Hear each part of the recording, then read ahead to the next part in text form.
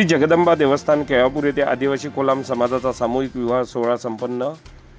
पंढरपूर तालुक्यातील श्री जगदंबा देवस्थान केळापूर येथे आदिवासी कोलाम समाजाचा सामूहिक विवाह सोहळा विविध क्षेत्रातील मान्यवरांच्या उपस्थितीत संपन्न झाला। या विवाह सोहळ्यात 18 जोडपे विवाह बंधनात बांधले गेले।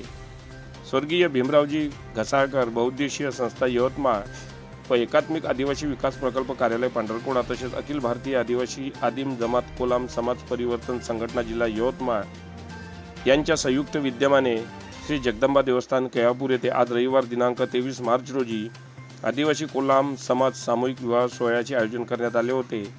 या सामूहिक विवाह सोहळ्यात 18 आदिवासी जोडप्यांचा धार्मिक व पारंपरिक पद्धतीने विवाह लावण्यात आला। यावेळी आदिवासी विकास मंत्री तथा पालकमंत्री प्राचार्य डॉक्टर अशोक उईके, केळापूर आर्णी मतदारसंघाचे आमदार राजूभाऊ तोडसाम, माजी सभापती संजीवनी कासार आदी मान्यवरांच्या हस्ते वधूवरांना संसार उपयोगी भांडी व वस्तू भेट देण्यात आल्या। यावेळी वधूवरांना शुभ आशीर्वाद देण्यासाठी मान्यवरांसह आदिवासी कोलाम समाज बांधव मोठ्या संख्येने उपस्थित होते।